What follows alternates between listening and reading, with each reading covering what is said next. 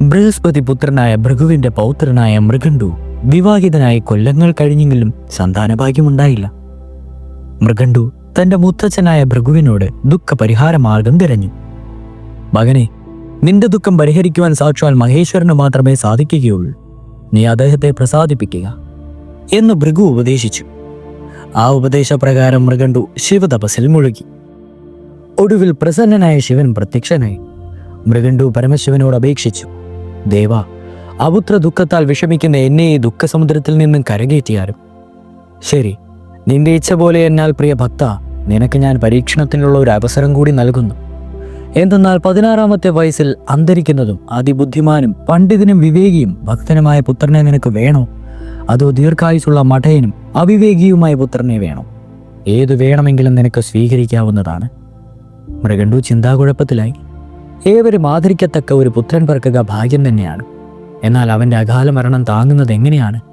പക്ഷെ അവിവേകിയായ ഒരു പുത്രൻ ദീർഘനാൾ ജീവിച്ചിരുന്നിട്ട് എന്താണ് ഫലം? ഒടുവിൽ മൃഗണ്ഡു ഭഗവാനോട് അപേക്ഷിച്ചു, ആശ്രിത വത്സ, എനിക്ക് 16-ാമത്തെ വയസ്സിൽ അന്തരിക്കുമെങ്കിലും വിവേകിയായ ഒരു പുത്രൻ മതി. അങ്ങനെയാവട്ടെ, ഭഗവാൻ അനുഗ്രഹിച്ചു. അധികകാലം കഴിയുന്നതിന് മുമ്പ് തന്നെ മൃഗണ്ഡുവിനൊരു പുത്രൻ ജനിച്ചു.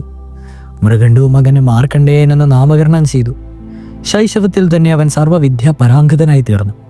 വേദശാസ്ത്രങ്ങളിൽ അവൻ ഗുരുക്കന്മാരെ പോലും അതിശയിപ്പിക്കുന്ന പാഠവം പുലർത്തി. അവന്റെ ഗുരുസ്നേഹവും ശ്ലാഘനീയവും തന്നെയായിരുന്നു. മകന്റെ ഈ പ്രവൃത്തികൾ മൃഗണ്ഡുവിനെ ആനന്ദിപ്പിച്ചു. അതോടൊപ്പം മൃഗണ്ഡുവിന്റെയും പത്നിയുടെയും ഹൃദയം ദുഃഖപൂരിതമായിക്കൊണ്ടിരുന്നു.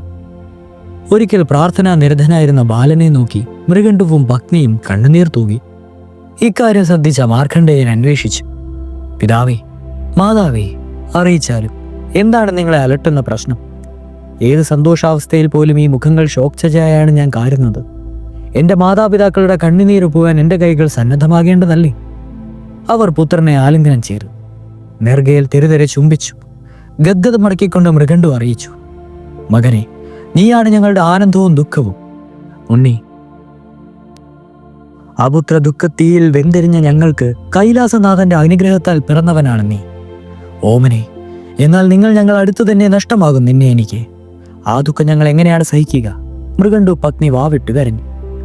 പിതാവേ, പറഞ്ഞാലും എന്നെ സംബന്ധിക്കുന്ന എല്ലാ വസ്തുതകളും അറിയിക്കുക. മാർക്കണ്ഡേയൻ ശാഠ്യം പിടിച്ചു.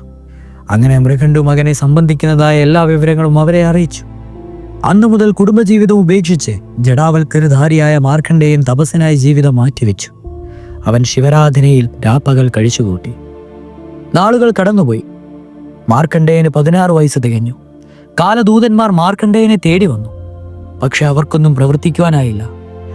സാക്ഷാൽ ശിവഭഗവാനിൽ മനസ്സുറപ്പിച്ച് ശിവലിംഗത്തെ ആലിംഗനം ചെയ്തുകൊണ്ട് മാർക്കണ്ഡേയൻ ഇരുന്നു.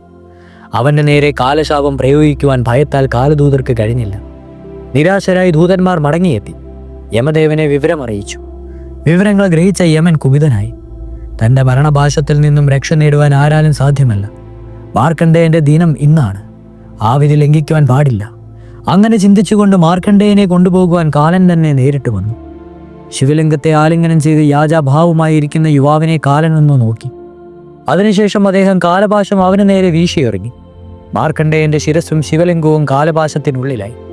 ഭഗവാൻ ശിവൻ കുപിതനായി മാറി. ത്രിലോകങ്ങളെയും ദഹിപ്പിക്കുവാൻ പോകുന്ന ക്രോധവുമായി സാക്ഷാൽ ഉമാമഹേശ്വരൻ ശിവലിംഗത്തിൽ നിന്നും ഇറങ്ങി വന്നു. ഹേ ധിക്കാരി, എൻ്റെ പ്രിയ ഭക്തനെ വധിക്കുവാനാണോ നിന്റെ ഉദ്യമം? സാക്ഷാൽ ബ്രഹ്മ വിഷ്ണു ദേവന്മാർ പോലും നമിക്കുന്ന എനിക്ക് നേരെ നീ കാലപാശം പ്രയോഗിച്ചു. കാല, നിന്റെ അഹങ്കാരത്തിൽ അന്ത്യദിനം ഇന്നാണ്. ഇപ്രകാരം ആക്രോശിച്ചുകൊണ്ട് മഹേശ്വരൻ തന്റെ തൃശൂലൻ കാലിന് നേരെ പ്രയോഗിച്ചു. ക്ഷണനേരത്തിനുള്ളിൽ കാലൻ ഭസ്മമായി മാറി. ഭക്തിയിൽ ലയിച്ചു നിൽക്കുന്ന മാർക്കണ്ഡേയനെ ഭഗവാൻ അനുഗ്രഹിച്ചു. ഭക്ത, നിന്റെ നിഷ്കളങ്ക ഭക്തിയാൽ എൻ്റെ മനം കുളിർത്തിരിക്കുന്നു. ഇനി മരണത്തിന് നിന്നെ തോൽപ്പിക്കുവാൻ സാധിക്കുകയില്ലെന്ന് ഞാൻ അറിഞ്ഞുകൊള്ളുക. മാർക്കണ്ഡേയ, നിനക്കെന്നും 16 വയസ്സ് തന്നെയായിരിക്കും. നീ അമരനായി തീരും. മാർക്കണ്ഡേയൻ ആനന്ദാസുകൾ തൂകി ഭഗവാന്റെ പാദം നമിച്ചു. സർവ്വജീവജാലങ്ങൾക്ക് നാശഹേതുവായ കാലനെ തന്റെ ഭക്ത സംരക്ഷണാർത്ഥം വധിച്ച ഭഗവാൻ അന്നു മുതൽ മൃത്യുഞ്ജയൻ എന്ന പേരിലും ഭക്തർ സ്തുതിച്ചു തുടങ്ങി. ഭഗവാൻ മൃത്യുഞ്ജയന്റെ ദയാവായ്പിൽ മൃഗണ്ഡുവും പത്നിയും അതിലേറ്റ് ആഹ്ലാദിച്ചു.